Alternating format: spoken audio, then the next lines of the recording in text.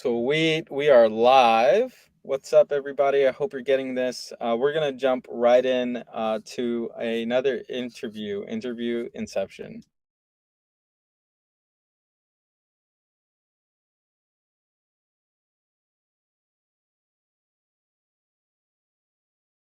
Um, when you weren't in doing outpatient stuff or being a flight surgeon, did you see combat by any chance?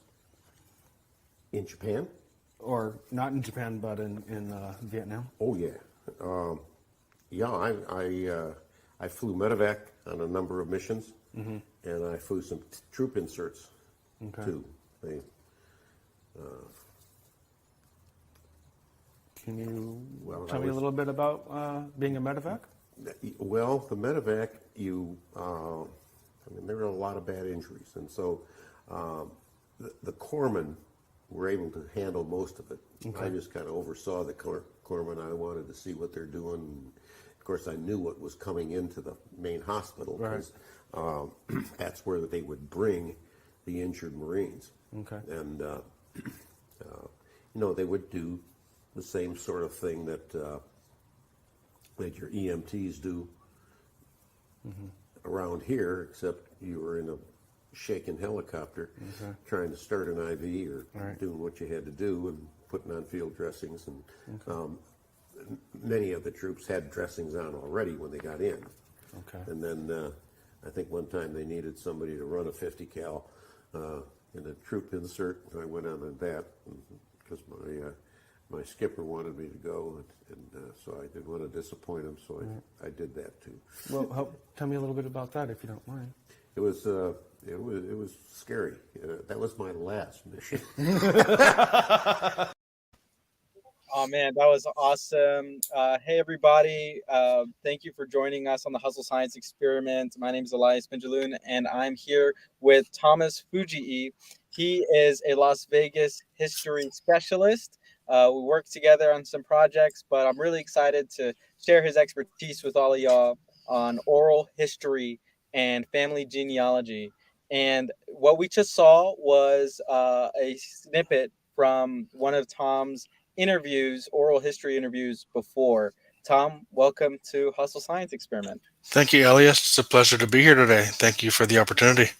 Yeah, thank you, man. I'm so stoked to talk to you because there's not that many historians out there in the world. And, as Dwight D. Eisenhower has shared before, we have to understand our past to forge our future.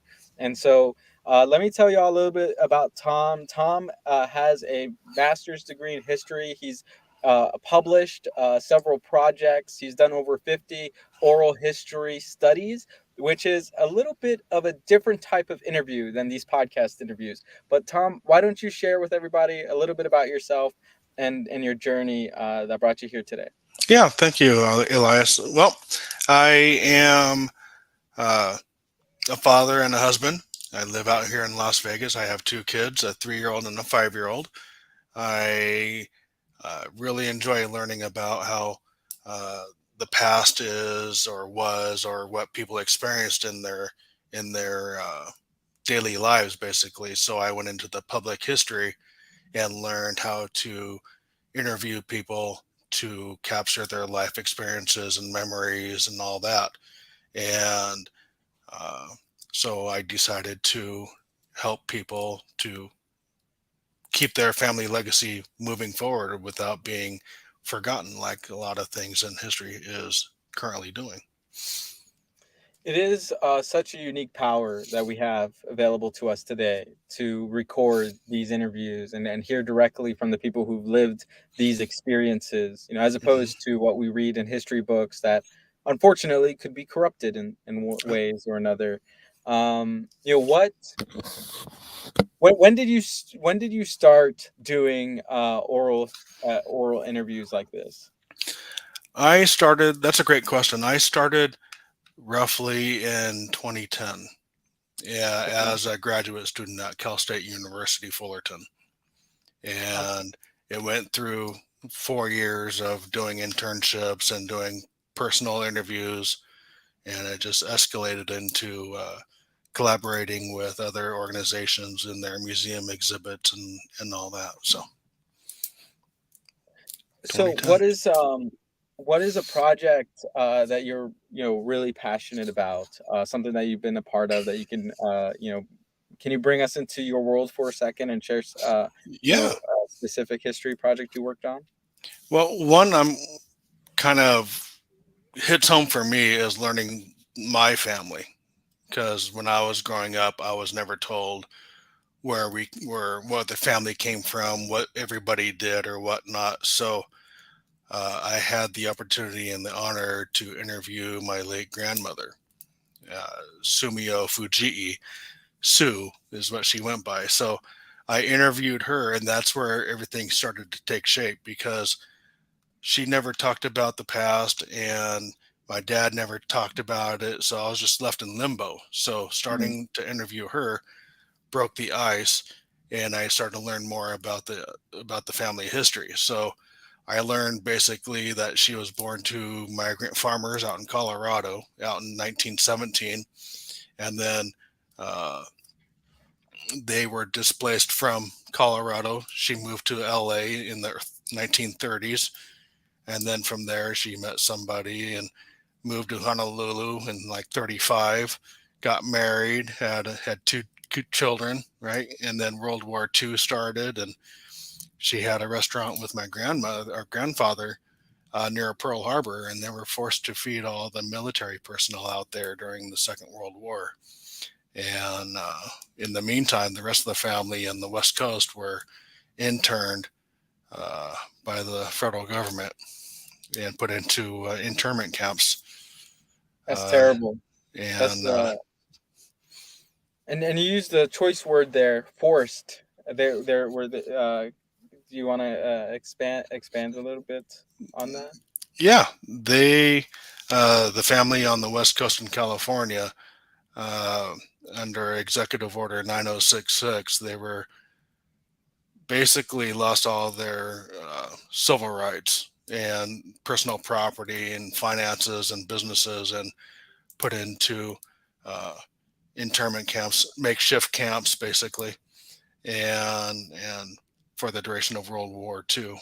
And by the time they were let out, they lost all their property and savings, and they had to start all over from That's scratch. terrible. So, Um, that these things could even happen, in our history, mhm. and it is at least a good thing that you're recording these, experiences. But I have some more questions, but I just want to ask one on the side, Yeah. real quick, which is, so these are recorded like on video or audio? It's something that you're going to be able to share with your kids? Mostly on audio. Um, Majority of the interviews I've done are at the California University or California State University Fullerton Center for Public and Oral History Archives. Yeah. Most of them are there. Um, but the ones for my grandmother, I do have on audio, so my kids can listen to them, and I can share uh, more of the family that they don't know about. So, Yeah, absolutely. And so did this spark an interest in researching the lived experiences of folks that went through Japanese internment camps? Was it only your grandmother Sue, or did you end up going on this journey and interviewing other folks? it turned into something wider, actually, Mm. Elias. So I started interviewing uh, Japanese Americans in Little Tokyo in Los Angeles, California, who were part of a grassroots activist organization called Nikkei for Civil Rights and Redress, NCRR. And what they did is they helped uh, their family members and the community fight for reparations for what happened to their families during World War II. And in the 80s, they were granted $20,000 for what happened to their families back in World War II when they lost everything. So basically, they are fighting for civil rights issues. It doesn't matter on the gender or the religion or the ethnicity. It's all about human civil rights, basically, and that's what they're fighting for. So, Absolutely. That's definitely really important.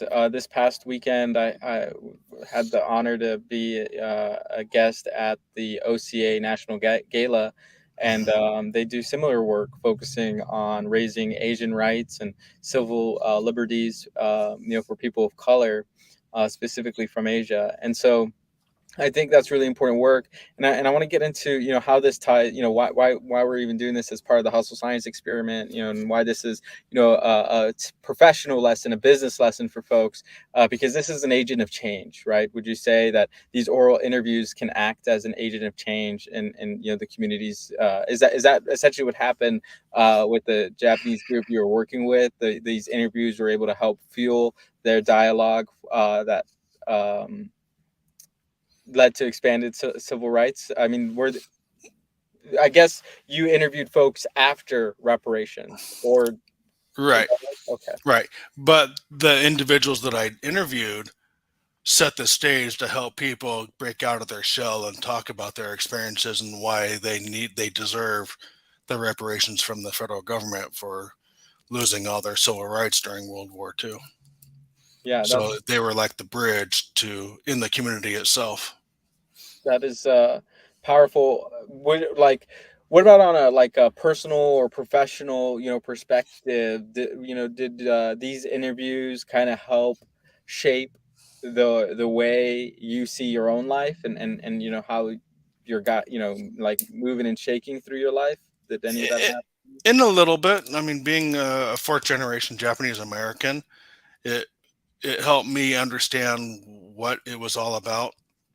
Hmm. Because as a child, I do remember I'm 50 now, so back in like 80, 81, I was like 9, 10 years old and I didn't know anything about it. But I do remember watching the news about this whole reparations issue. So learning more about it will help me uh, help the community that I'm in now and help other Japanese Americans learn about their heritage, basically. Absolutely. Um, this process of interviewing folks, I mean, I personally love interviewing folks because I feel like I get to learn so much about them, and Right. any insights and knowledge that they Mhm. carry, right? It's I'm Mhm. grateful to be able to do that, and I really try to promote that as something that folks should do, is interview other people, to learn from them. What would could you share a little bit about the format of what an oral history interview looks like? Some of the questions you ask folks, because Yeah. it's Yeah. uh, something folks can walk away with today. Yeah. Uh, how you structure an oral history interview is a few things you have to keep in mind. One is you need to know the era that they were active in, So, for example, Kelsey Peterson, the little video excerpt at the beginning of today, he was a Vietnam veteran who was a Navy doctor, and he flew in the helicopters, helping the injured military personnel back to health, basically on the way back to the hospital. So, knowing what he did, I had to research a bit more about the Vietnam War, what the medevac was, some medical books, and all that stuff. So, if you're interested in interviewing someone in your family, you need to know what they experienced in their past life, and you want to know about that event. So, when I structure the questions, when I interview people to capture their life experiences, I start with basic questions like, when were you born? Tell me a little bit about your growing up. What did your parents do? Were they educated? That type of stuff. But I also ask uh, other questions like their education, what kind of work they did, and if they were involved, let's just say, in some kind of grassroots activism. We'll just say, like, if you're a single parent fighting for a child uh, daycare, maybe, right? Hmm. I would kind of research into those topics to have more knowledge to ask these types of questions, so I have an understanding of what the individual is talking about, so we can have an in-depth conversation. It's just not having an interview; it's more having a a conversation like what we're having Yeah. today, you know? So, It's would you say, given that these are oral histories, mhm, um, majority, if not everybody you've interviewed are folks from the greater generation, that are older than yourself, right, right? right. And I think there's some power to that. And I think it's lost on a lot of youth, unfortunately, which is the ability to learn, from our elders. And to me, it really feels like a passing of the baton. And I just feel like very honored whenever somebody much older than me wants to take the time to share their stories with me, or part wisdom, whether I would agree with it or not. Some folks are Right. maybe more conservative than I am, but the golden nuggets that we can get from that. How do you get folks to open up? When you're asking these like really personal questions and you're looking for some honesty. That's a really great question, Elias. That's something I had to learn while doing interviews. One is basically having like a pre-conversation before the interview, getting to know Hmm. the person, you know. So before I set an actual date of the interview, I'll have a conversation over the phone with them to get a little bit more information, have a basic conversation, you know, see who they're about, their character, you know, and have them ask me questions so they know more about me and what I am about as an individual, know my character and everything like that. So it breaks the ice, you know. Right. So, um, now, fortunately, when I interviewed Kelsey, Kelsey was one of my customers in the motorcycle industry. So I already had a really good rapport with him. And he's a colorful character. He was, as you kind of glimpsed, he's a really good guy, and that's what made the interview. You know, once you get to know the person and have build that rapport, that special rapport with that individual, then it becomes a really good interview.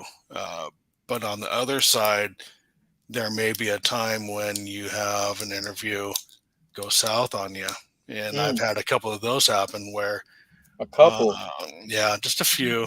What But, happened? well, one of them, a Vietnam vet, was offended by one of the questions about, we were starting to talk about race. Mm, And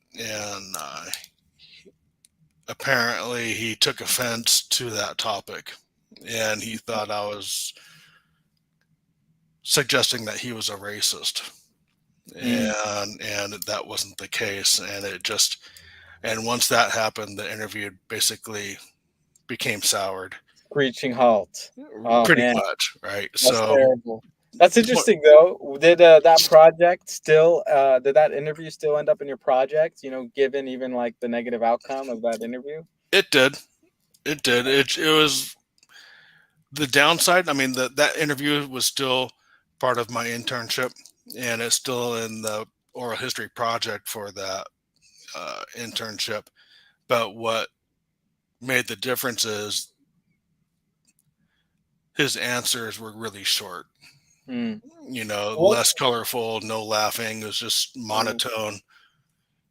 So, What did these experiences teach you? Whether they were negative or positive interviews. I mean, in the whole of it, like, what do you walk away with? what I learned to do is, uh, in the pre-interview conversation, I let them know that there may be times when we talk about uh, controversial issues, and if they're comfortable talking about them, and if not, if they're not comfortable, please let me know now. So when we're actually doing the interview, we don't have these moments of Hmm. awkwardness, you know, Yeah. and it gives me permission to talk about that beforehand, right? So Yeah. that's what I learned, is actually letting them know, hey, there's going to be some times about these topics here and this and that. Do you feel comfortable talking about this or that or whatever? You know, what areas do you not feel comfortable with? Please let me know now. So when we actually do the interview and we're recording, you know, I don't cross that line and make both of us uncomfortable and all that. Right. So Yeah, no, that's fair. Well, Tom, thank you for sharing about your experience with oral histories and how you've done them. Folks, if you're watching and if you have a question for Tom about what we're talking about, just drop them in the comments below. We're both pretty active on LinkedIn. But let's move on to the rest of this interview. First, with a moment of gratitude. What are you feeling particularly grateful for today? I'm grateful for allowing me to be part of the hustle experiment or hustle science experiment, Elias. So I'm grateful for that. So thank you very much, My first and pleasure. foremost. But what I'm grateful for is all the individuals that allowed me to interview them to capture their life experiences so they can pass down to their grandchildren and great grandchildren so their family legacy and heritage doesn't die away. No pun intended, but Yeah. but it doesn't disappear. Maybe I should say, but yeah, that's what I'm grateful for all those individuals that allowed me to capture their life experiences. That is amazing to be able to capture that, and maybe that pun's going to end up in your quote card, Tom. Maybe you never That's know.